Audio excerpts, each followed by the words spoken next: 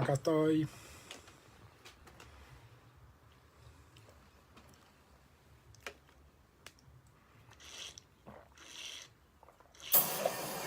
Sí, profe.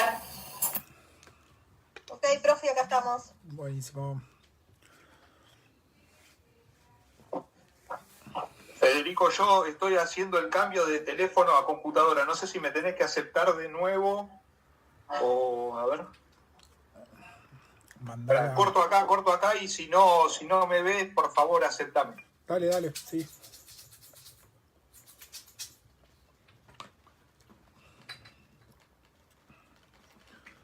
Ahí al final, a ver. Al final el video de Facebook lo corté y lo volví a reanudar. Porque estoy invadiendo el espacio de trabajo de mi marido. Entonces si no lo iba a tener que tener callado durante 15 minutos hasta que volviera.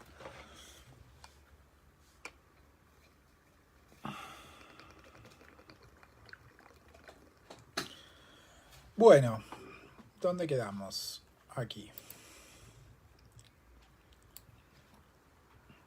Entonces lo que vamos a hacer ahora, como dije, la materia va a estar organizada en lo que es, esperen que voy a poner esto de este lado, lo que es la primera parte, que va a estar dedicada más al medio físico, y después vamos a trabajar con los niveles de organización. Trabajar con los niveles de organización no solo implica definirlos, sino lo que estuvimos charlando recién. Abordar el estudio de sus propiedades emergentes, tanto estructurales como funcionales, para entender cómo funcionan y cómo trabajar dentro de esos niveles. ¿Sí? Lo que vamos a hacer ahora es un breve recorrido sobre algunas definiciones generales de los niveles de organización y algún vocabulario asociado al nivel de organización particular. Obviamente que no vamos a entrar en la descripción de sus propiedades emergentes, eso quedará para más adelante. ¿Sí? Ahora simplemente vamos a definir ese nivel de organización como un conjunto de las partes, como un conjunto de partes que está vinculado con el nivel anterior. ¿Sí? En el caso de los organismos quizás agregamos algo, ¿no? Digamos en el sentido de que un organismo es un conjunto de sistemas de órganos, pero además nacen, crecen, se desarrollan, se reproducen y mueren. Y evolucionan, claramente. Cuando veamos el nivel organismo, vamos a darnos cuenta que los límites de qué constituye un organismo son bastante más complejos de lo que parece a primera vista. ¿Sí? Hoy en día vamos a abordar parte de esa complejidad y tiene que ver con que al menos existen dos clases de organismos particulares, que son organismos unitarios y organismos modulares. Cuando uno piensa en organismos, uno piensa en organismos unitarios, organismos que tienen una forma, un tamaño, una longevidad, un desarrollo que es predecible, ¿no? Digamos, por ejemplo, si yo les digo, piensen en un perro, ¿no? Paula quizás está pensando en un dálmata, Mónica está pensando en un caniche, Sofía está pensando en un rottweiler, ¿no? Obviamente que formas y tamaños diferentes, dentro de límites, ¿no?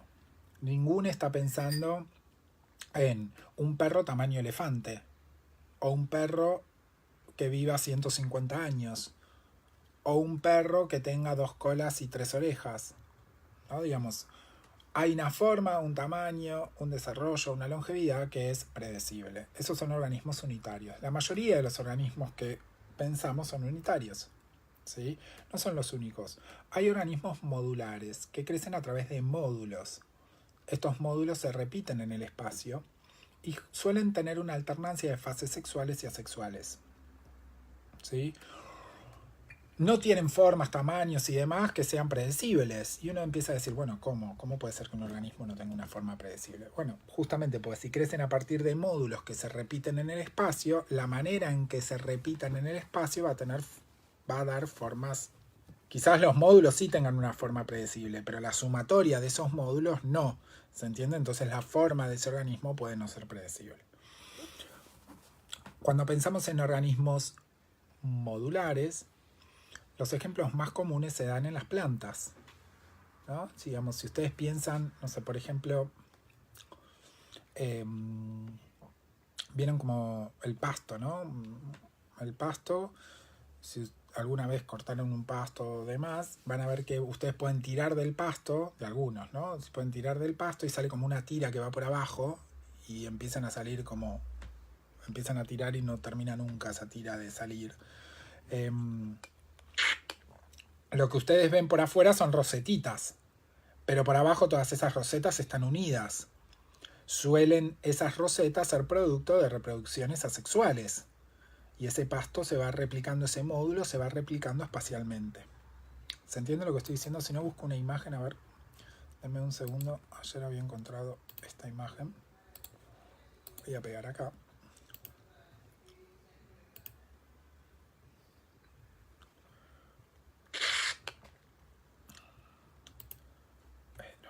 No se estaría pegando.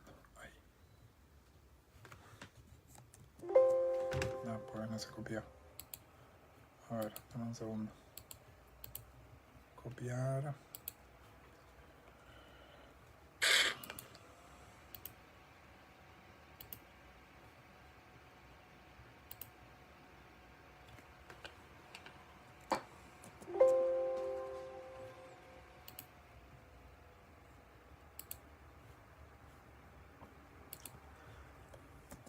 Ahí.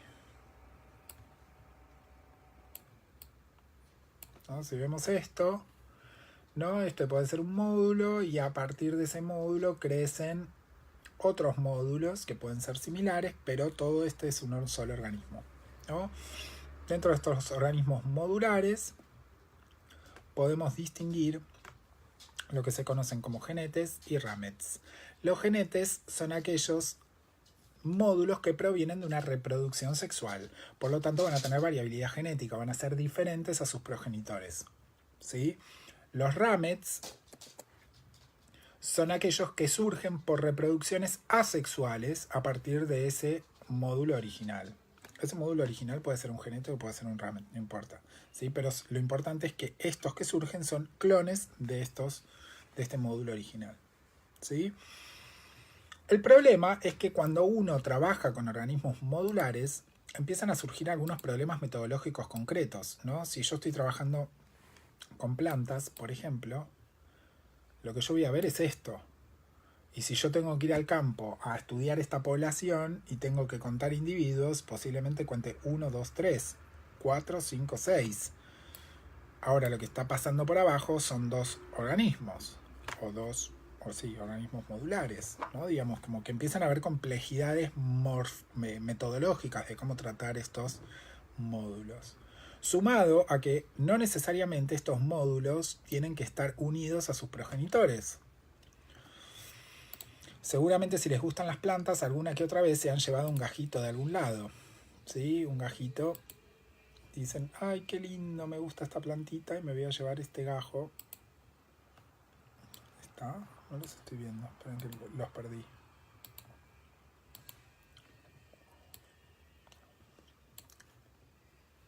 ¿Ustedes me están viendo? Ah, ya sé. No, ya sé por qué los perdí, porque está acá. Sí. Entonces decía, a ustedes seguramente les gusta una plantita y se llevan un gajito a su casa, ¿no? Entonces lo ponen en su casa y empieza a crecer esa plantita y qué lindo. Si lo trasladamos eso al mundo de los organismos unitarios, es como que yo vaya a la casa de ustedes y digan, ay, qué lindo perrito, me voy a llevar una patita de ese perrito y voy a tener uno igual en mi casa, ¿sí? Es como medio raro, ¿no? Pero fíjense que en realidad lo que se están llevando es parte de un organismo. Estoy haciendo esa aclaración como extrema para decir, bueno, me estoy llevando parte de ese organismo. Entonces tengo ese organismo, una parte en la casa de Sofía y otra parte está en la casa de Ana Paula que se llevó un gajo, ¿no? Digamos como que empiezan a haber complejidades de ese estilo, ¿no?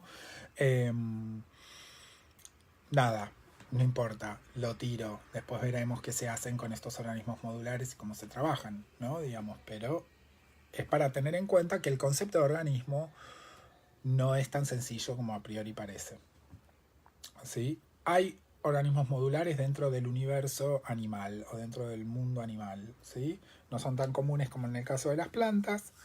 Igual no todas las plantas son modulares, tengan en cuenta eso, ¿no? Digamos, hay plantas que sí y hay plantas que no. Hay animales modulares, los ejemplos más comunes son los corales, ¿sí? que o casualidad parecen plantas, muchos, pero son animales. Los corales pertenecen al grupo de los nidarios. ¿Saben qué son los nidarios? No. No. Nidarios incluyen a las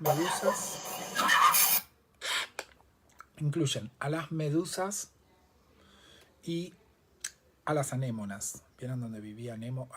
Tengo muchos ejemplos de películas de Disney / Pixar, así que de hecho creo que en Nemo la Raya en un momento canta cuando va por la escuela y va nombrando diferentes filums y nombra a los nidarios en un momento. Pero las anémonas, ¿no? Son del grupo de los nidarios, y las medusas también. De hecho, una medusa es una anémona dada vuelta que hace esto, ¿sí? Pero básicamente es lo mismo. Es la fase móvil es la medusa y la fase fija es la anémona. Dentro de los nidarios hay grupos que viven solo como anémonas, hay grupos que viven solo como medusas y hay grupos que tienen alternancias de formas. Y hay grupos que son coloniales, como los corales. Los corales son, si uno mirara con una lupa a un coral, vería todas anemonitas, una pegadita al lado de la otra, compartiendo un esqueleto de carbonato de calcio. ¿Sí? Y muchos de esos corales son organismos modulares, que crecen a partir de módulos. ¿Sí? Eso, ¿alguna duda con respecto a esto? Buenísimo. Pasando de nivel de organización, insisto, vamos a hacer como un pantallazo muy general. El siguiente nivel de organización es la población. ¿Sí? Estoy mencionando los niveles de organización de interés ecológico, las poblaciones. Como dijimos al principio, o hace un ratito antes del recreo, una población es un conjunto de organismos de la misma especie. Ahí estoy usando la palabra organismos como seres individuales, no del nivel de organización. ¿Sí? Conjunto de organismos de la misma especie, subrayen la misma especie, que comparten un lugar y un tiempo determinado. ¿Ah? ¿Qué constituye realmente una población? Y cuando digo realmente es, bueno, ¿cuál es el límite de una población? Bueno, ese es un tema bastante complicado de definir. Porque de hecho, no sé, yo podría, si lo traslado a personas, ¿no? Digo, bueno, los alumnos los estudiantes de Avellaneda. O les habitantes de Avellaneda, vamos a poner eso. ¿Sí? ¿Constituyen una población diferente a los habitantes de Quilmes? Y en realidad, si uno lo mira espacialmente, es como que no hay un límite, más allá que político municipal que decimos hasta la calle tal llega Avellaneda y acá empieza Quilmes. O sea, ¿se entiende? Digamos, no hay una barrera que separe a las personas de Avellaneda de las personas de Quilmes, o a las personas de Quilmes de las personas de Bernal y de Berazategui. No hay barreras. Uno, ¿dónde pone el límite? ¿Dónde termina una población y empieza otra? ¿Sí? Bueno, esa respuesta la da básicamente el objeto de estudio. Mis preguntas pueden estar vinculadas a responder cuestiones que están relacionadas con Avellaneda. Y no me interesa otras cosas. ¿Sí? O, ¿se entiende? Digamos, muchas veces el límite es arbitrario y lo constituye una pregunta. A veces no, a veces yo tengo poblaciones naturales que tienen barreras geográficas concretas, ¿no? Por ejemplo, la cordillera puede marcar una diferencia de una población de un lado y del otro, ¿sí? Pero muchas veces ese límite es arbitrario y eso hace que esté definido por la pregunta o por el estudio que yo quiero encarar. Entonces eso hace que el concepto de población sea un concepto bastante móvil. Entonces, por ejemplo, para un estudio particular, miremos este gráfico que está en la diapositiva, para un estudio particular yo puedo definir como estudiantes de Avellaneda, de la UNDAV, diferente a una población diferente a estudiantes de CBC Avellaneda y una población diferente a estudiantes de UTN Avellaneda.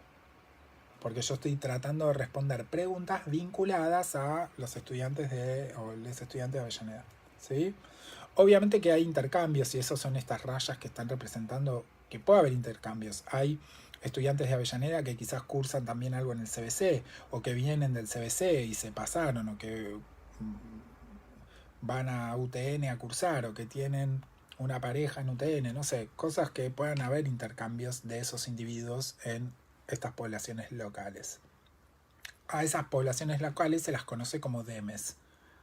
Y de ahí el nombre que tenemos acá, Demecología, estudio de las poblaciones. ¿Sí? Viene de ahí, del concepto de población local. ¿Sí? Ahora bien, imagínense otro estudio, donde todas estas poblaciones locales, que son UTN, Avellaneda, UTN, CBC Avellaneda, UNDAV, son todos los estudiantes del partido de Avellaneda. Y esto va a constituir una población local diferente a los estudiantes de Cava. ¿Por qué? Porque mi objeto de estudio es diferente. Entonces fíjense que en otra pregunta yo puedo definir otra población local, ¿sí? Que incluya adentro un montón de cosas. ¿Se entiende? Digamos, lo que estoy diciendo básicamente es que la población es un conjunto de individuos de la misma especie que comparten un lugar y un tiempo determinado. Su entidad real muchas veces depende del objeto de estudio y la pregunta que yo me esté formulando. Y yo tengo que ser muy concreto a la hora de determinar cuál es mi población para saber las relaciones que se establecen con otras poblaciones, por ejemplo. ¿Sí? También hay aspectos metodológicos que justifican o que no nos permiten diferenciar una población arbitrariamente. Por ejemplo, yo podría, imagínense que estamos en un aula en Piñeiro. Yo podría arbitrariamente decir, ok, de este banco para la derecha es una población diferente a la gente de este banco para la izquierda. No. Metodológicamente eso no funciona, porque hay razones teórico-prácticas que evitan que yo pueda hacer esa distinción arbitraria. ¿Sí? ¿Se entiende? Digamos, pero entonces vuelvo a decir que hay cierta libertad, el concepto de qué es una población está vinculado con mi pregunta, aunque hay ciertas restricciones metodológicas que nos ponen límites inferiores y superiores. Yo podría decir, puedo considerar a toda la población de perros del mundo como una sola población y no sé, no. Metodológicamente no, eso no se puede hacer. ¿Se entiende? Porque hay ciertas barreras que disminuyen el intercambio genético entre los perros de Japón y los perros de África. No sé, ¿se entiende? Entonces, eso, tengamos en cuenta. Palabras deme y metapoblación. Deme, población local, metapoblación, conjunto de poblaciones locales. Lo importante es que son todos de la misma especie. Cuando saltamos al siguiente nivel de organización, que es la comunidad, es un conjunto de poblaciones de diferentes especies. Y esto responde un poco a la pregunta que creo que había hecho Eric antes del recreo. Si una población eran siempre de la misma especie. Sí, porque si son de diferentes especies, estoy ante una comunidad. ¿Sí? Que comparten un lugar y un tiempo determinado. ¿Está? Hay una palabrita que es la palabrita biocenosis, que es un sinónimo de comunidad. Yo se las pongo porque, bueno, es parte, creo, del vocabulario y es muy común encontrar la palabra biocenosis en algunos informes, en algunas cosas, porque suena como importante, ¿no? Suena como, wow, estoy haciendo un estudio de una biocenosis, es como debe ser re difícil. Pero es sinónimo de una comunidad, ¿sí? Es más que nada una tradición científica, ¿no? Digamos, la literatura quizás más americana, norteamericana, ¿no? En inglés usa la palabra comunidad, en castellano bastante también. La literatura más europea usa la palabra biocenosis, como es, para que lo tengan presente. Ahora bien, ¿qué constituye una comunidad? Todas las especies que habitan un lugar y un tiempo determinado. Estudiar una comunidad es algo muy complejo. ¿Por qué? Porque en un lugar y en un momento determinado la cantidad de especies que puede haber es enorme e inmanejable. ¿no? Digamos, si yo quiero estudiar un estudio de comunidades sencillo de una laguna, si yo fuese estricto, tendría que estudiar todas las especies que viven en esa laguna, desde todas las bacterias hasta el pez o la planta más grande que pueda habitar en esa laguna. Imagínense la cantidad de cosas que tengo que trabajar, es inmanejable. De hecho, no me alcanzaría la vida para hacer la lista de especies, que es el punto 1 de cualquier estudio de comunidad. Hacer una lista de especies. Entonces, si tengo que hacer una lista de especies que incluya todas las bacterias, todos los microorganismos, todos los peces, todas las plantas, no terminé nunca más, me morí en el intento de hacer una lista de especies, ¿sí? Entonces, lo que suelen hacer los ecólogos de comunidades es trabajar con grupos dentro de la comunidad definidos por características particulares, características taxonómicas, características funcionales, ¿sí? Entonces ahí hablo de gremios, taxocenosis, ensambles o ensamblajes, ¿sí? No voy a profundizar en esto, ahora ni siquiera voy a hablar sobre gremios y taxocenosis, porque tienen 2 trabajos en el campus que hacen referencia a esto, que son los trabajos de Monge y Nájera 2015 y Ramírez y Gutiérrez Fonseca 2016.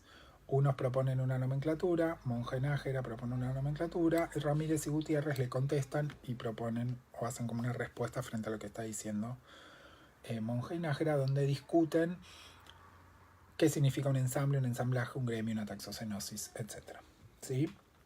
La idea es que esos trabajos, esos 2, más el otro que tienen, que es el que está en inglés, en el campus, los lean para la semana que viene. Yo en el vivo de la semana que viene voy a hacer referencia a esos trabajos, porque voy a aprovechar que son los primeros papers que van a leer para darles una orientación de cómo abordar la lectura de un paper, que no es lo mismo que agarrar un cuento y ponerse a leer un cuento, ¿no? Digamos, la lectura científica tiene otras particularidades porque la información está organizada de cierta manera, me tengo que entrenar en cómo leer un paper, dónde está cierta información, etc.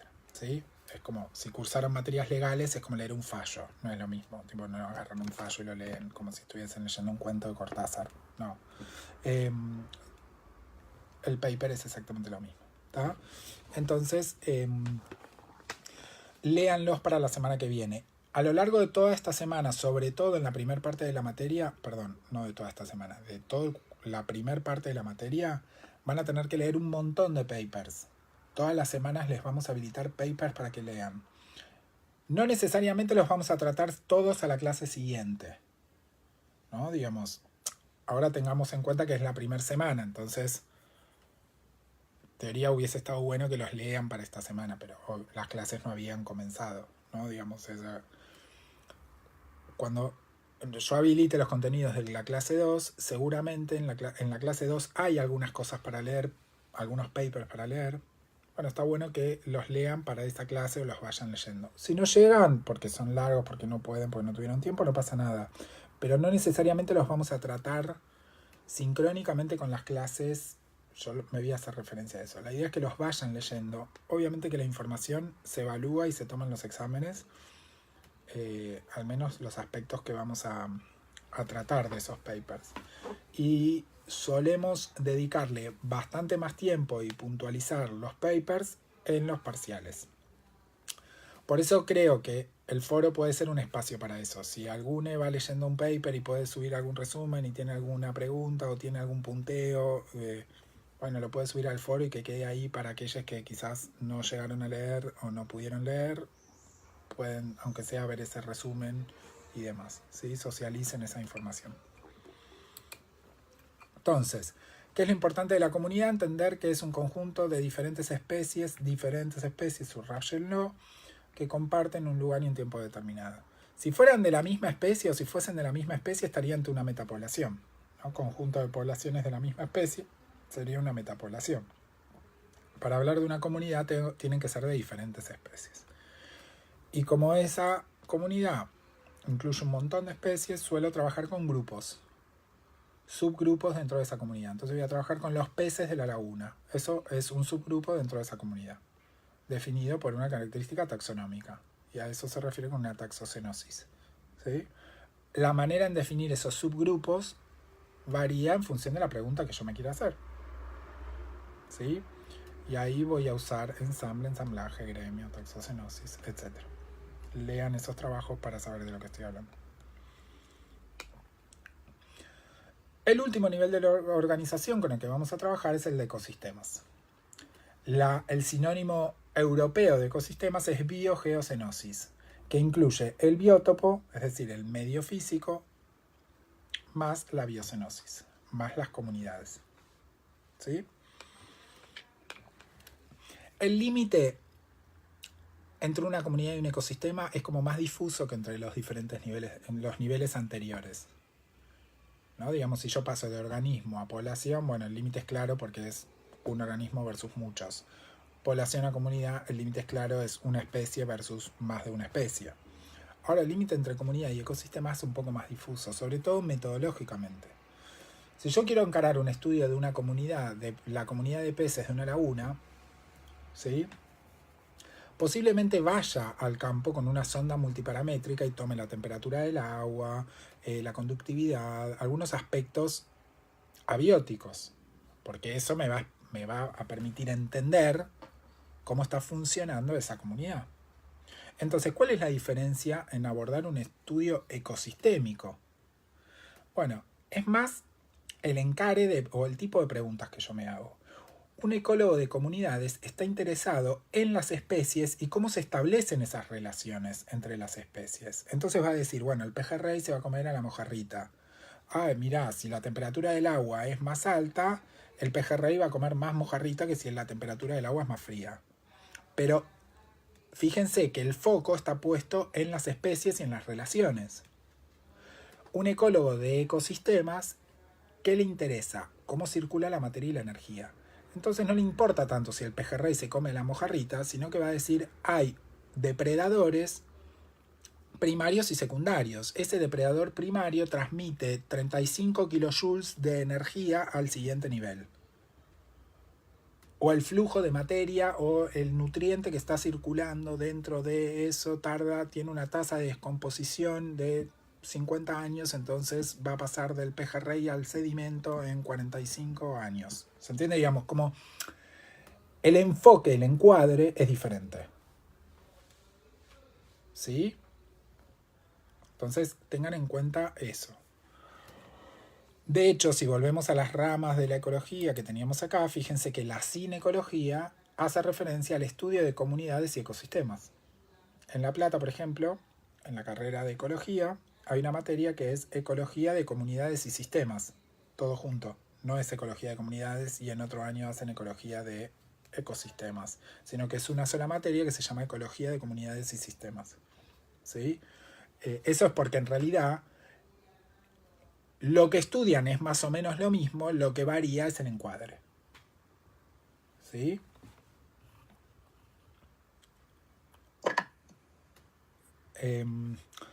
¿Alguna duda? O sea que varía el foco nada más. ¿Sería, profe? Sí, obviamente que después vamos a ver que hay diferentes propiedades emergentes y diferentes metodologías para abordar el estudio de una comunidad y el estudio de ecosistemas, son cosas diferentes, ¿sí? Pero lo que uno a veces desde la teoría define como la comunidad es el conjunto de poblaciones de diferentes especies y el ecosistema es las comunidades más el medio físico, ¿sí? Eso a veces confunde, en el sentido que el medio físico es importante para entender cualquier nivel de organización. ¿No? Digamos, yo para entender cómo funciona un organismo, una población o una comunidad, tengo que tener noción del medio físico. ¿No? Por ejemplo, si yo me hago una pregunta de ecología de comunidades, tiene que ver concretamente con márgenes de tolerancia o límites de tolerancia. ¿No? Entonces yo pongo a crecer, no sé, plantas en diferentes condiciones del suelo. Con poco nutriente, con mucho nutriente, o con muchísimo nutriente. Y mido cuánto crecen. Estoy considerando factores abióticos, que son los nutrientes. Pero no es un estudio ecosistémico eso. Porque estoy enfocándome en cómo eso afecta al crecimiento del organismo. Ese es un estudio ecológico del nivel de individuo. Y es un típico ejemplo de un estudio autoecológico. ¿Sí? Un estudio de poblaciones es, bueno, ver cómo es la tasa de crecimiento de una población de peces. Y veo que en la laguna de Mar Chiquita, que hay muchos nutrientes, crecen más que en la laguna de, no sé, que en una laguna en un lago del sur. Las tasas de crecimiento son diferentes. ¿Estoy considerando factores abióticos? Sí. La temperatura del agua, por ejemplo. Pero mi foco está en estudiar cómo es el crecimiento de esa población. En un estudio ecosistémico, mi foco va a estar en los factores abióticos, más que nada. Y cómo esos factores abióticos circulan en el ecosistema y se meten en diferentes lugares, y ¿se entiende? Y cómo fluye la energía y la materia.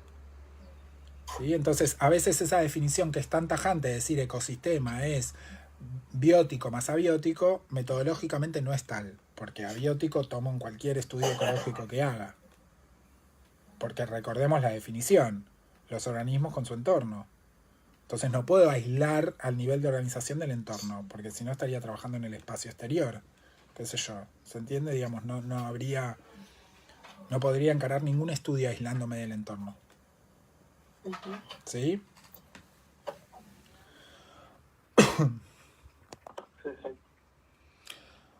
Bueno, respecto de los factores ecológicos, que es lo último que vamos a abordar en la clase de hoy, si volvemos a la diapositiva de hábitat, creo que estaba por acá.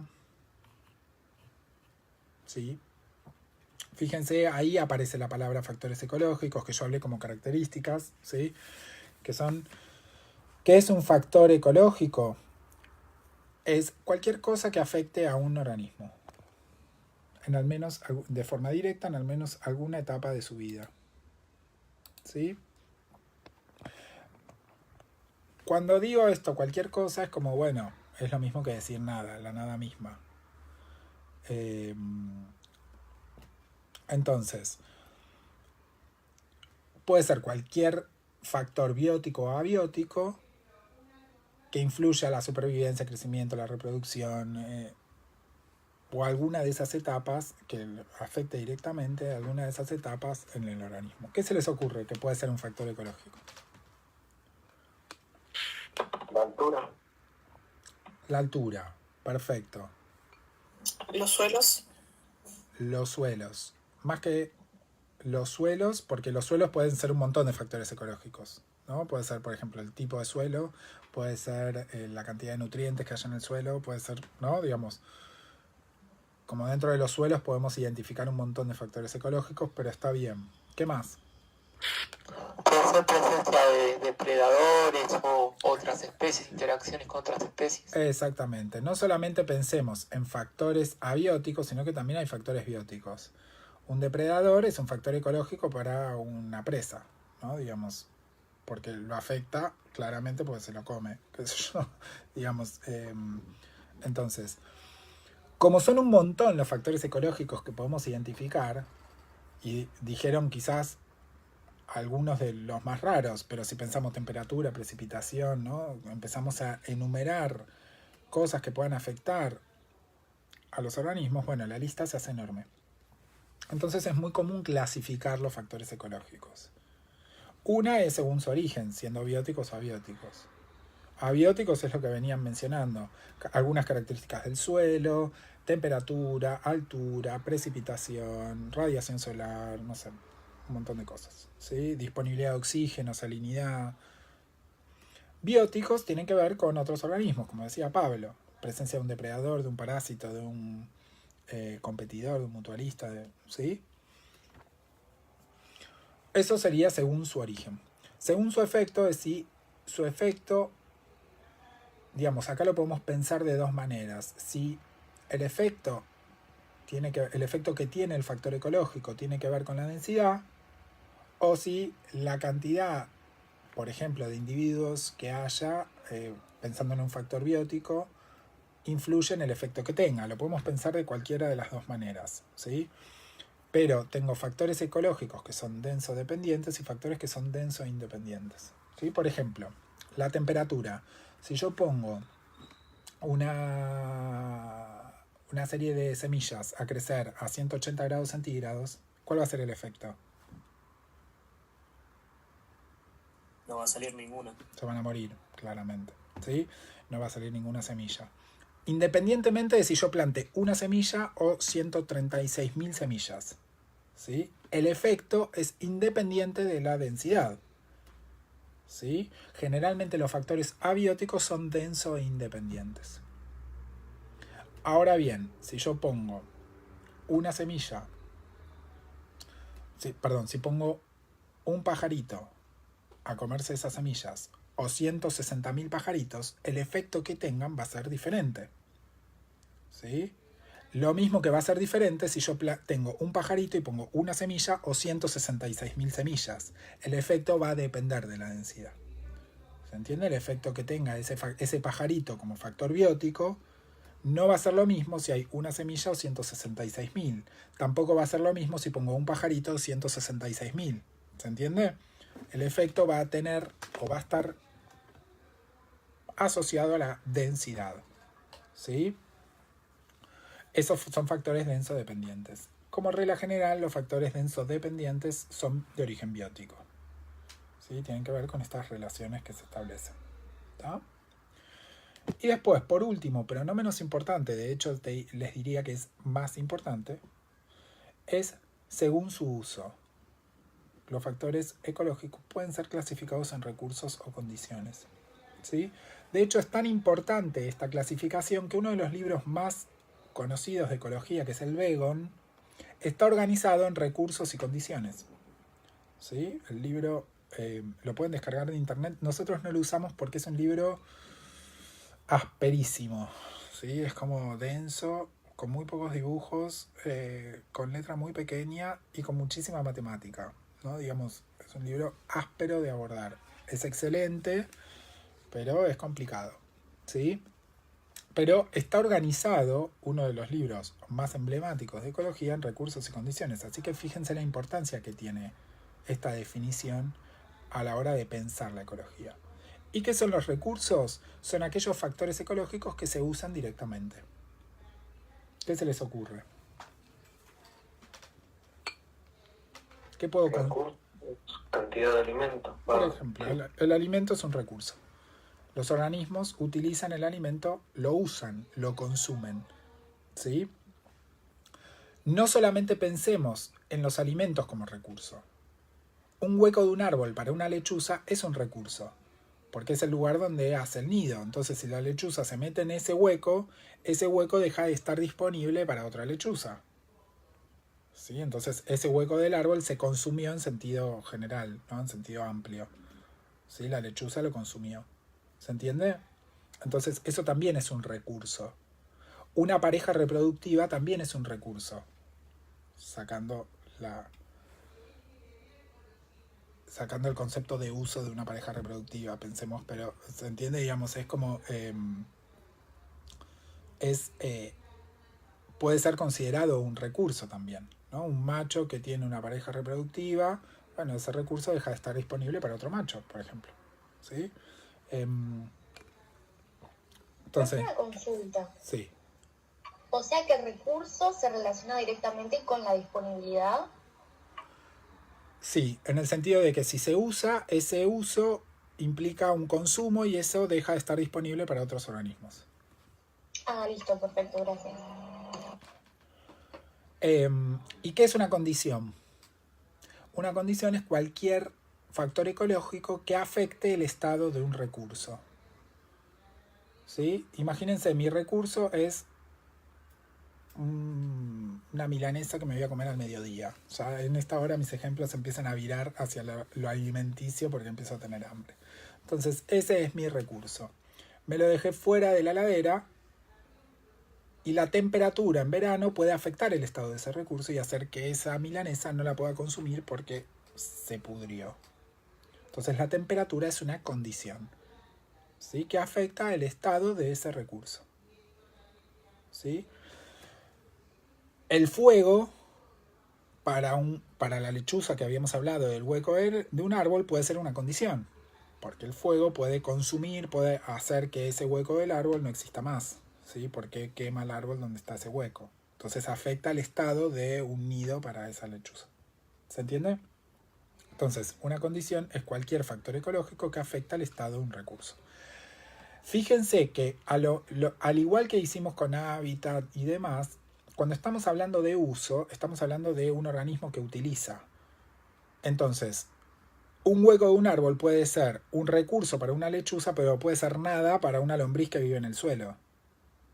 ¿No? Digamos, ¿se entiende lo que estoy diciendo? Para pensar, las cosas no son recursos o condiciones por sí mismas, sino que tengo que pensar en el organismo que está dando uso o que está siendo afectado por esa condición. ¿Sí?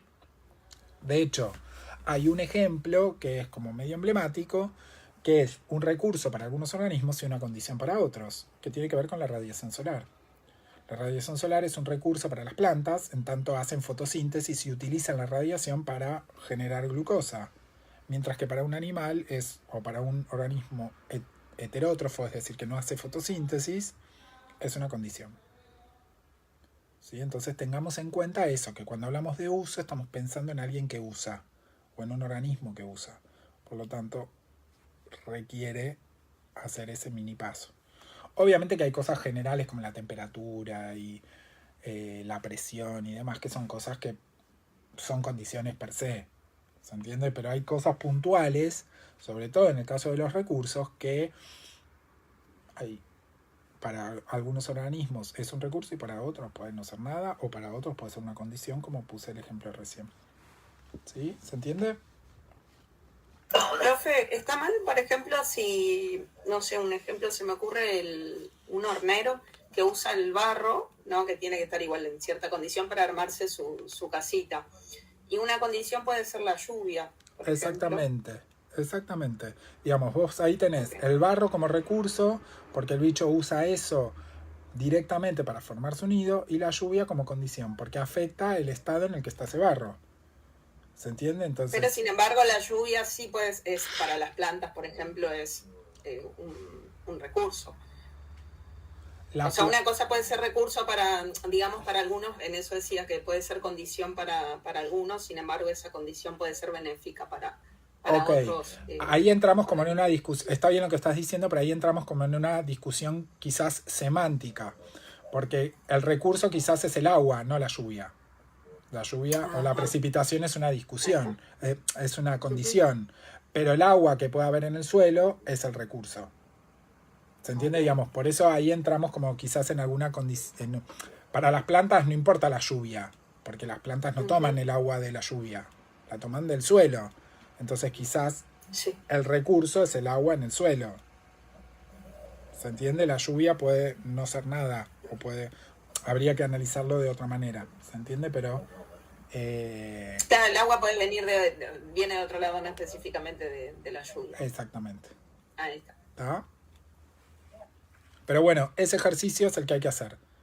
Pensar en términos de un organismo, ¿sí? Y qué es lo que está usando un organismo, cómo lo está usando, cómo está siendo afectado por ese factor ecológico. ¿Sí?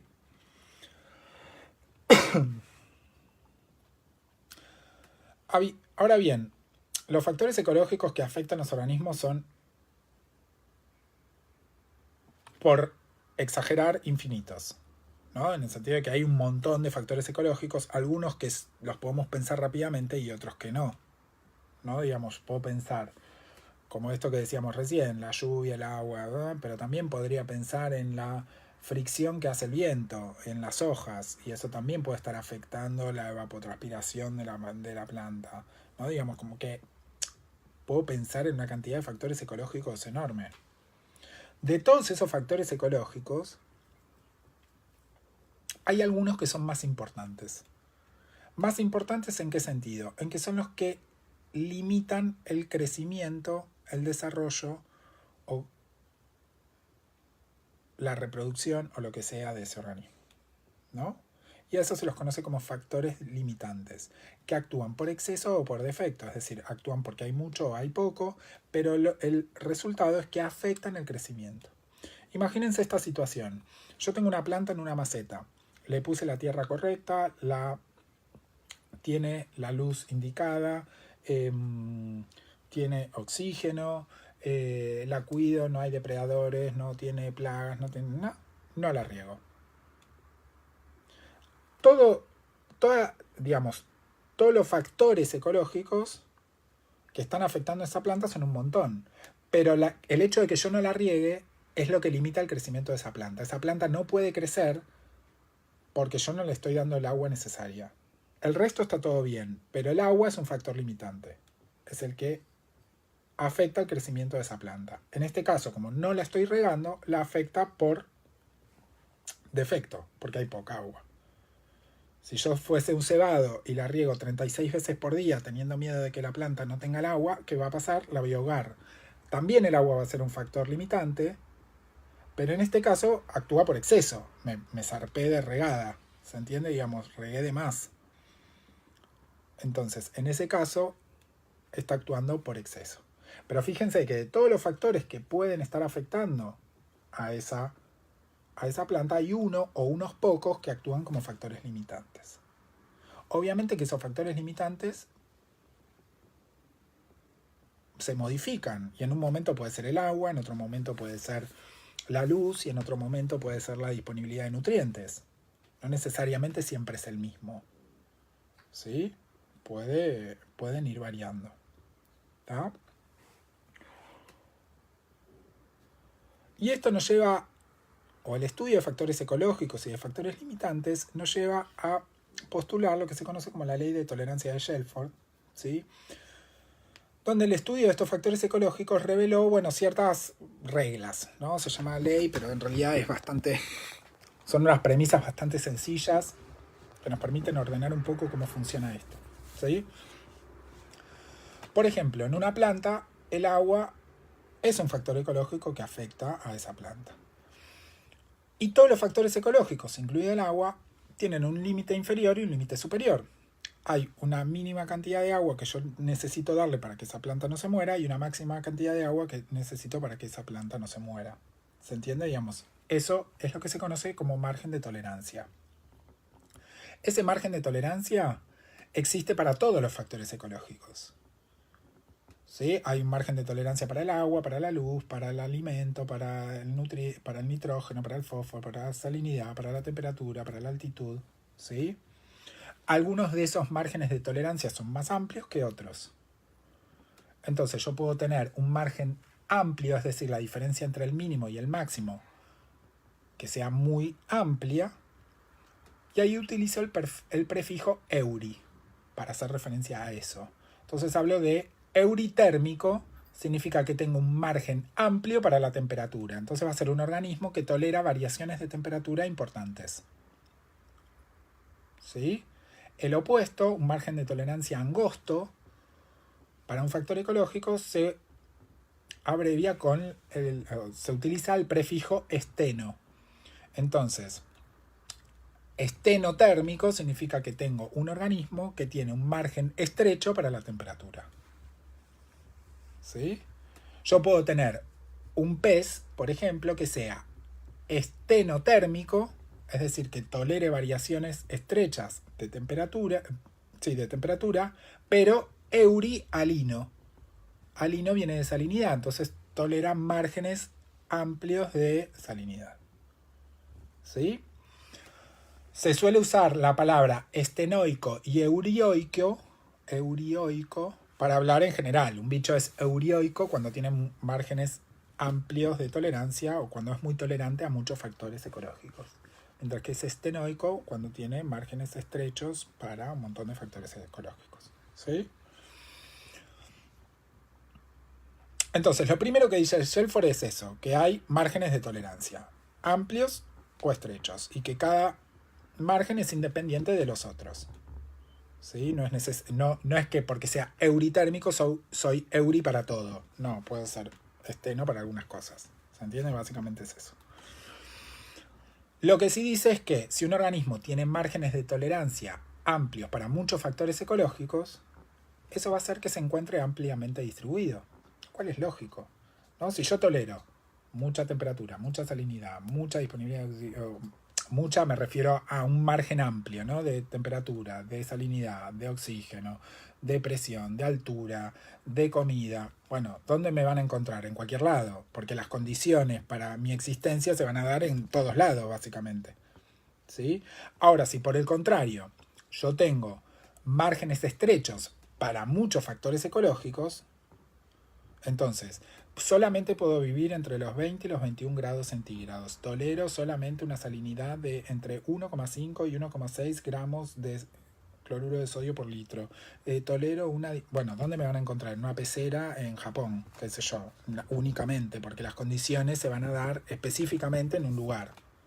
¿Se entiende? Digamos, básicamente lo que digo es, si el organismo tiene márgenes amplios para muchos factores ecológicos, va a estar más ampliamente distribuido que organismos que son más especialistas, que tienen márgenes de tolerancia más estrechos.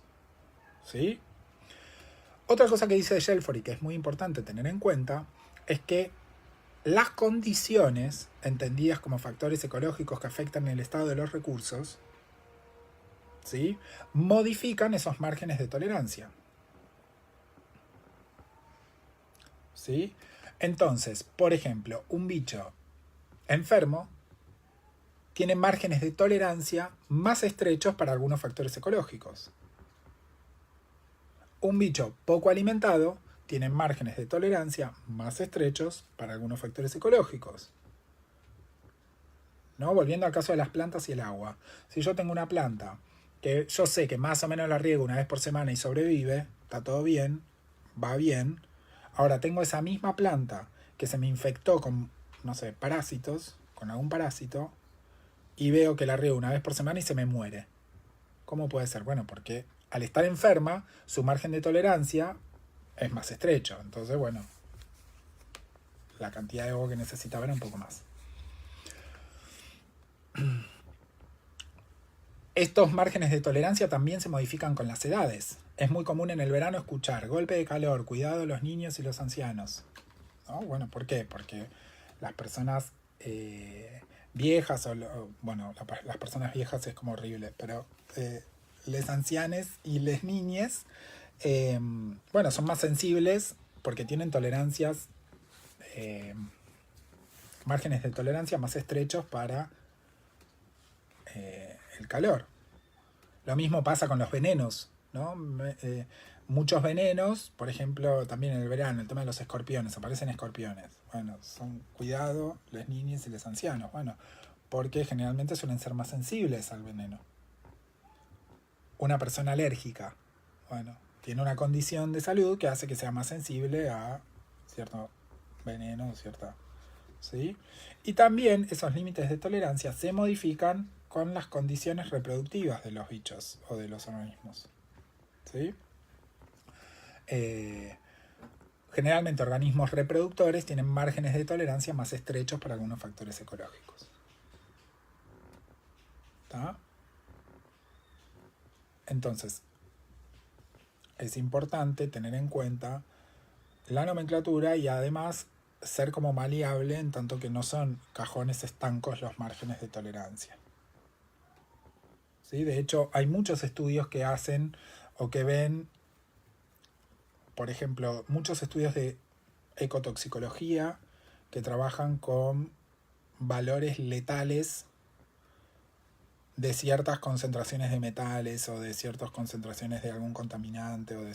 Bueno, eso establece muchas veces un límite superior, ¿sí?, en condiciones de laboratorio donde yo estoy testeando eso. Bueno, sé que está en condiciones de temperatura determinadas, en condiciones de aislamiento particular, donde no está sometido, donde no hay otros organismos presentes que estén compitiendo, que estén, ¿se entiende? Entonces, yo digo, bueno, las concentraciones de 25, no sé, partes por millón de plomo son letales para este bicho. Pero en la naturaleza quizás 15 partes por millón son letales. Porque en la naturaleza esos márgenes de tolerancia son como... están modificados por la interacción con ese entorno. ¿Sí? Que no es que está en el laboratorio y que yo le debe comer todos los días, que tiene el agüita todos los días, que está calentito, que la temperatura es óptima, que ¿se entiende? Digamos, entonces, en la naturaleza, bueno, un bicho que quizás está en invierno y tiene frío y está poco alimentado, bueno, con mucha menos cantidad de plomo se muere, porque sus márgenes de tolerancia son mucho más estrechos. ¿Se entiende? Entonces es importante tener en cuenta ese tipo de cosas para, no sé, las preguntas que yo me hago, las respuestas que estoy buscando. ¿Sí? ¿Está? Con la temperatura ocurre similar, vas pensar haciendo un ejemplo también. Las aves cerca de la línea del Ecuador se reproducen a lo largo de todo el año. En cambio, más para acá, más para el sur, la reproducción generalmente se limita al verano o primavera. También. Sí, ok, pero otras cosas. Sí, pero eso no tiene tanto que ver con margen de tolerancia, ¿no? Digamos, eso tiene que ver quizás con otras cosas. Bueno, pero modela, digo, con el desierto, la temperatura acá con los picaflores en verano hace que las plantas florezcan, que florecen generalmente en verano y hace que haya más alimento para que puedan reproducirse. Entonces la cantidad de recursos suficientes estarían solo en verano, o no, estoy mucha fruta. No, está perfecto lo que estás diciendo, lo que pasa es que eso en particular no tiene que ver con el margen de tolerancia para un factor ecológico. Traducido, lo que estoy diciendo, el margen de tolerancia es cuánto aguanta un bicho un factor ecológico particular. ¿Se entiende? Digamos, entonces, uno puede decir, bueno, un colibrí tiene que alimentarse como mínimo una vez por día, como máximo 200 veces por día. No sé, estoy inventando. O tiene que consumir como mínimo esta cantidad de néctar y como máximo esta cantidad de néctar. Ese es el margen de tolerancia de la alimentación. ¿Sí? Entonces, o para ese factor ecológico. En el Ecuador, bueno, los bichos quizás tienen más disponibilidad y como están mejor alimentados se reproducen más, pero siguen estando dentro de ese margen de tolerancia. Lo que estoy diciendo es que esos márgenes, ese límite inferior y ese límite superior, pueden modificarse en tanto cambien las condiciones o cambien el estado del bicho. Entonces, si yo tengo un colibrí enfermo, quizás el mínimo de alimento que requiera es más que un colibrí sano. A eso estoy haciendo referencia. Si el margen es amplio, como vos lo que estás mencionando, aves en el Ecuador, pensemos en la misma especie de ave, no cualquier ave, pero la misma especie de ave, ¿sí? En el Ecuador y en que si es una especie que está desde el Ecuador hasta Patagonia o hasta Buenos Aires, es una especie ampliamente distribuida. Evidentemente es una especie que tiene márgenes de tolerancia amplios para la temperatura, por ejemplo. Y es una especie que tolera mucho calor y frío en el invierno. ¿Se entiende? Sacando las especies que migran, ¿no? Sacando eso, ¿no? Pero es una especie que es tolerante a la temperatura y por eso la puedo encontrar en el Ecuador y en Buenos Aires. Si fuese una especie de calor, la encontraría en el Ecuador nada más. ¿Se entendió? Sí, ahí entendí. No fui demasiado lejos. Bueno. Profe, se me acaba de ocurrir en función de lo que decía el compañero, que sí, obviamente en el Ecuador, con esa temperatura, le es más beneficioso a esa especie, a esos individuos, a esa población. Pero, sí, aumenta la temperatura, no sé, cambio climático, y se pasa de ese límite de tolerancia de la población, no va a seguir siendo beneficioso y no se van a reproducir más, sino que se va a morir esa población. Exactamente. No sé si sirve como eso. Sí, sirve y de hecho es lo que uno observa, digamos, muchos patrones de cambio o las consecuencias del cambio climático hacen que, entre otras cosas, los bichos se muevan de los lugares donde están. ¿No? ¿Por qué? Porque las condiciones dejan de ser óptimas para el crecimiento de esa especie. Entonces, no sé, estamos viendo muchas especies tropicales de diferentes grupos que empiezan a aparecer en zonas templadas, ¿no? Entre ellas algunas especies que transmiten enfermedades, ¿no? Por ejemplo, hay enfermedades que son típicas, enfermedades tropicales, como la leishmaniasis, por ejemplo, que cada vez hay registros de esa enfermedad más al sur, producto de que los bichos pueden empezar a bajar porque las temperaturas empiezan a aumentar y empiezan a encontrar posibilidades de crecimiento dentro de esas zonas donde los márgenes empiezan a estar las temperaturas dentro de sus márgenes de tolerancia, entonces empiezan a bajar. ¿Sí? Profe, entonces cuando se refiere a que esto no es algo que está encajonado, los límites de tolerancia, es que justamente las condiciones externas del medio ambiente que se pueden deber al cambio climático, otros factores, van a hacer que eso con el paso del tiempo se pueda ir modificando y va a depender, o sea, esto es una pregunta, va a depender de la capacidad de adaptarse de justamente del individuo o del organismo que estemos hablando, ¿o no? No. A ver, ¿por qué digo que no? Vayamos a varias cosas. Primero, que el margen de tolerancia es del individuo, no es del ambiente. Pensemos algo muy concreto, muy concreto. Y en cada uno de ustedes piensen algo particular, ¿no? Digamos, si yo me siento mal, o sea, me duele la panza, a mí me encanta comer chocolate. Y tengo una capacidad para comer chocolate bastante amplia. ¿Sí? Puedo comer mucho chocolate. Ahora, si a mí me duele la panza, no puedo comer tanto chocolate, porque estoy descompuesto y me siento mal.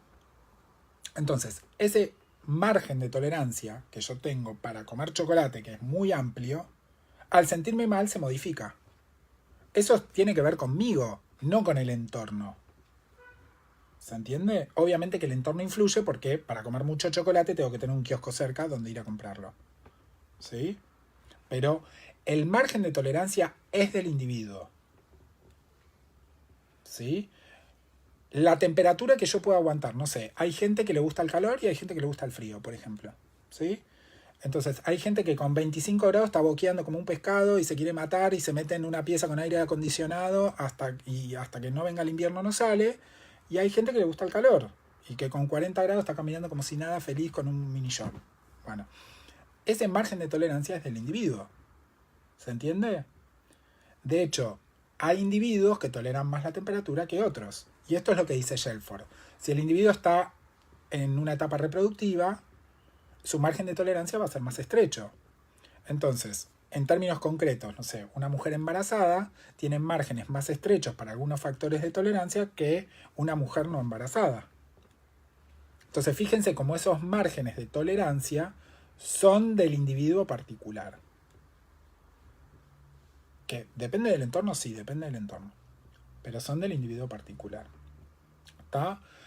Obviamente que en el concepto de especie tenemos ciertas características fenotípicas, genotípicas, que hacen que esos límites de tolerancia, si bien son de cada individuo particular, sean más o menos lo mismo. En tanto que una persona de la especie Homo sapiens no puede nadar en agua hirviendo, por más que le guste mucho el calor. Digamos, hay algo de su fenotipo que eso lo impide. ¿Se entiende? Porque se va a quemar. Pero en el detalle, el margen de tolerancia es del individuo. También depende de la edad. No es lo mismo una persona joven que una persona más grande. O que un bebé. Los márgenes de tolerancia son diferentes para el bebé, para la persona joven y para la persona adulta. Y eso tiene que ver con las características del individuo. Eso por un lado. ¿Sí? Ahora bien, como individuos o como especies, como individuos, pensémoslo, vamos a tener un mejor éxito reproductivo en donde se den las condiciones para que nosotros vivamos mejor. Entonces, volviendo al concepto del cambio climático, si cambian las condiciones, por ejemplo, cambia el clima, es muy posible que muchas especies busquen los óptimos donde se sienten más cómodas para crecer. Entonces yo lo que veo es que empiezan a haber movimientos en tanto que van buscando esos óptimos, ¿no? Pensémoslo, vuelvo a hacer un ejemplo que no es ecológico, pero es para que ustedes lo vean. No sé, si llueve muchísimo y yo estoy en la calle, ¿qué voy a hacer? Voy a buscar un techo y me voy a poner bajo techo. ¿Por qué? Porque estoy buscando el óptimo para sentirme más cómodo. ¿Se entiende? Entonces, si a mí me gustan los 20 grados, como una especie de ave, le gustan los 20 grados, se va a mover hacia una zona donde haya 20 grados. Obviamente que además tiene que haber la planta que necesita, el alimento que necesita, no es solamente buscar la temperatura. Entonces ahí es donde empiezan a aparecer estos desplazamientos. ¿Sí? Lo tercero que mencionaste es el concepto de adaptación. Ok, ahí estamos en otro universo. El concepto, o estás usando la adaptación la palabra adaptación en un contexto que no es el biológico, y por eso te dije que no rotundamente, si bien lo que estabas diciendo no estaba mal, pero parte del trabajo que vamos a hacer en ecología es erradicar el concepto de adaptación coloquial, de yo me adapto a las condiciones y me siento mucho mejor. ¿Sí? El concepto de adaptación, desde el punto de vista biológico, es un concepto poblacional, ¿sí? Donde los organismos no se adaptan a nada. Los organismos están adaptados o se mueren. ¿Sí? Digamos, que ese es un poco el concepto de selección natural. ¿Sí? Lo que vos estás diciendo está bien en el sentido de que para sacar la palabra adaptación, nos vamos acomodando a las condiciones. Pero no usemos la palabra adaptación, porque si no estaríamos en un concepto lamarckiano de la palabra adaptación. Recuerdan que Lamarck era el de la jirafa, que decía, ay, no alcanzo a la comida, entonces estiro mi cuello y me crece un cuello gigante. ¿Sí? En ese sentido, y exagerándolo, me tiran al mar, ay, no puedo respirar, me salen branquias y salgo nadando cual Aquaman. Claro, eso no va a pasar. Genética ya es lo que tenemos, o sea, en nuestro fenotipo, no lo podemos modificar para adaptarnos porque se nos cambia. Exactamente, digamos. Lo que sí sucede, y por qué digo que es una cuestión poblacional, es que hay diferencias entre los organismos. ¿Sí? Algunos son más altos, otros son más bajos. Algunas jirafas tenían el cuello un poquito más largo y otras el cuello un poquito más corto. Las jirafas con el cuello más largo llegaban a la comida y se reproducían. Las otras que no estaban adaptadas se murieron.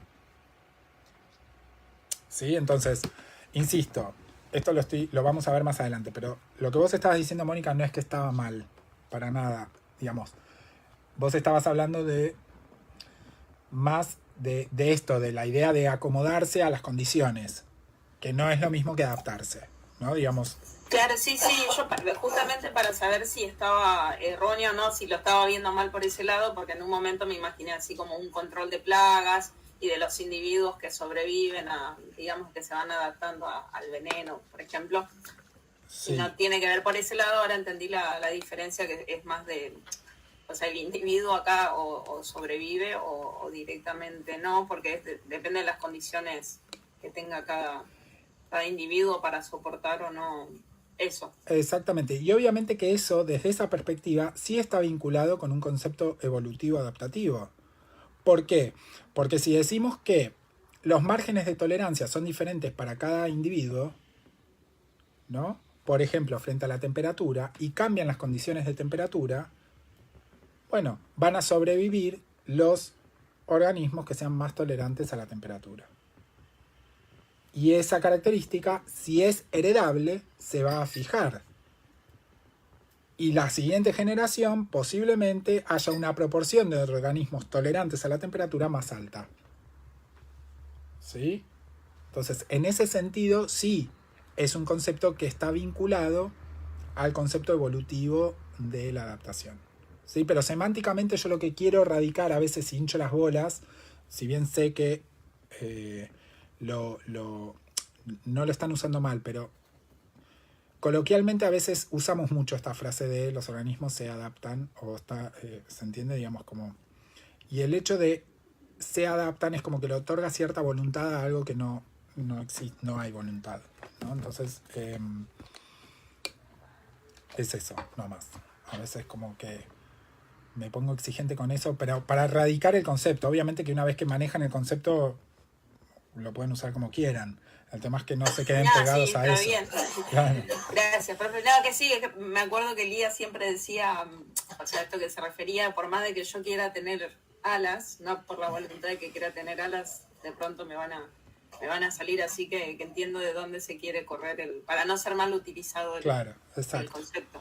Exacto, porque es una palabra que coloquialmente usamos mucho y de otra manera. Entonces, que no es la manera biológica de pensar la adaptación. Esa es un poco la idea. Bueno, Profesor, sí. Una consulta. No entendí bien por qué los límites de tolerancia son más estrechos en individuos reproductores. Generalmente tiene que ver con que los organismos reproductores, y acá la palabra individuos reproductores suele estar referida, y digo suele porque no necesariamente, pero suele estar referida a las hembras que están grávidas o embarazadas. Y eso tiene que ver con que el hecho de estar grávida o embarazada implica compartir los recursos con la cría que está formando, ¿no? Entonces, eso hace que sea, no sé, por deshumanizar un poco el concepto y que no sea tipo mujer embarazada, es como un parásito, por decirlo de alguna manera, ¿no? Digamos, hay algo que están llevando, que se está alimentando de lo que uno consume, ¿no? Básicamente. Entonces, eso. Por eso suelen ser los márgenes de tolerancia diferentes para las hembras embarazadas. A veces puede pasar que ciertas características, por ejemplo, en organismos reproductores impliquen un mayor gasto de energía. No sé, por ejemplo, hay muchos machos que cambian su coloración o tienen, por ejemplo, despliegues morfológicos para atraer a las hembras, ¿no? Eso hace que la cantidad de energía que están destinando al proceso reproductivo sea mucho mayor que en condiciones normales. Entonces eso hace que sus márgenes de tolerancia sean diferentes porque están destinando mucha más energía a una sola actividad. ¿Se entiende? Digamos, tiene que ver un poco con eso, con cómo están distribuyendo los recursos dentro del propio cuerpo, básicamente. Gracias, profe. Bueno, ¿alguna otra duda? Vamos a dejar de compartir, no guardar. Sí, guardar, no sé qué hice, pero... bueno, semana que viene vamos a ver ambiente terrestre. El día miércoles, jueves, seguramente estaré habilitando los contenidos de la semana que viene. Lean los trabajos de la unidad 1, sobre todo, que los voy a mencionar en el vivo de la semana que viene, sobre ensamble y ensamblaje, y hay uno de una teoría general de la ecología, que antes de comentar nada sobre eso, léanlo. Está en inglés, y con esto aprovecho a hacer una aclaración. El tema de que están estudiando una carrera científica, el lenguaje de la ciencia, nos guste o no nos guste, es el inglés. Nosotros tratamos de darles la mayor cantidad de bibliografía en castellano posible, pero sepan que hay mucha bibliografía, sobre todo la actual, que es en inglés, porque incluso personas que hablan en castellano publican sus resultados de sus investigaciones en inglés, ¿sí? Si no saben inglés, estudien inglés, no hay un punto medio en esto, ¿sí? Digamos, tómense el marco formativo de la universidad para hacer un curso de inglés. Hoy en día con YouTube y con todas las plataformas, la excusa de que es caro no existe, porque pueden hacer un curso de inglés virtual, ¿sí? Sin pagar nada. ¿Qué es lo que tienen que saber de inglés? Leer, punto 1, como altísima prioridad, leer en inglés. Prioridad alta, pero un poquito más abajo, escribir. Y por último, hablar. Si no pueden hablar, no importa. Pero leer y escribir, tienen que poder leer y escribir en inglés si se van a dedicar a algo vinculado con la ciencia, ¿sí? Así que estudien inglés. Insisto que nosotros tratamos de darles la mayor cantidad de bibliografía en castellano. Alguna que otra cosa va a estar en inglés, pero a medida que avancen en la carrera, cuanto más específicas sean las materias, más en inglés va a estar la bibliografía. Así que eso. ¿Sí? No quedan muchas opciones.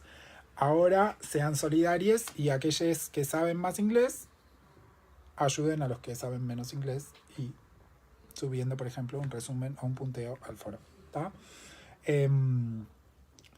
Bueno, y estamos en contacto con lo que necesiten, consultas, dudas, preguntas, algo que no haya quedado claro y demás, lo vamos charlando. La semana que viene a las 8, el martes, grabo la clase. Él o la que quiere estar presente puede estarlo, y si no pueden estar presentes, no hay ningún problema, lo ven después cuando puedan. ¿Está? Bien, profe, yo tengo una consulta. Sí. En el SIUMA aparecía que las clases eran 2 días, martes y miércoles. Sí. ¿Solamente serán los martes? Sí. Listo. Digamos, ¿por qué? Porque la cursada, como dije al principio, es asincrónica. Todo lo que tiene que ver con guía, con trabajos prácticos, que serían los miércoles, no, digamos, Ale va a subir videos, está la guía de trabajos prácticos, pero no damos clase sincrónica de los prácticos ni de los teóricos. ¿Se entiende? Digamos, es autogestivo. Vos seguramente estás anotada por la licenciatura, te metes al campus, vas a tener la guía de trabajos prácticos. Ale va a mandar un mail diciendo para tal semana le toca a tal y a tal hacer este ejercicio y subirlo. Si te perdiste esa primera explicación de la mañana, preguntale quizás a algún compañero que te oriente, porque si no va a ser un re largo, y si no, mándame un mail y yo te lo explico. Pero la cursada en realidad es asincrónica. Vos por semana vas a tener todo el contenido teórico práctico para resolver durante la semana. Desde el punto de vista teórico, hay un video de 4 horas que es este que estoy haciendo ahora, grabando los martes a la mañana. Si no podés estar, no importa, lo ves cuando quieras. Y desde el práctico es hacer la guía de trabajos prácticos, consultar todo lo que quieras consultar en el horario del práctico. Ale va a estar conectado, así que pueden escribirle a través del chat. Por ejemplo, mañana, si vos te sentás a hacer la guía, le podés preguntar y no sabés cómo arrancar, le preguntás en el chat, profe, no sé cómo resolver el ejercicio 1, y lo empezás a resolver a través del chat. Pero no hay clases de práctico todos los miércoles. Listo, perfecto. ¿Sí? Bueno, gracias. De nada. ¿Una otra duda? ¿No? Profe, Sí. yo tengo un problema personal que no aparece en el campus la materia, porque no estoy matriculada o algo así. En la lista que me pasaron a mí estás. Ya te entendí. Vos no estás en el campus. En el campus. Sí, porque Espera. me agregó después el coordinador. Ok. Bueno. Ahora te mando... Más que nada por el tema de los trabajos prácticos, digo. Sí, ahora te mando un mail con todo el contenido de la semana 1. Bien. Lo que sí, insistí para que te matriculen. ¿Sí? Ok. Tengo que mandar mail a... No sé a quién, pero insistí a quien sea para que te matriculen. ¿Sí? Ok, gracias. Porque todo el contenido va a estar subido ahí. Hay veces que va a haber videos que no te puedo mandar por mail porque pesan un montón y esas cosas. Pero bueno, ahora esta primera semana te voy mandando, pero bueno, lo vamos viendo en función de de cómo vienen las otras semanas. ¿Sí? Ok, gracias. ¿Algo más? Bueno, vayan a descansar entonces. Nos estamos viendo y sigan buen comienzo del cuatrimestre. Muchas gracias, Federico. Nos vemos. Gracias, profe. Nos vemos. Chao, profe. Adiós. Hasta luego, profe.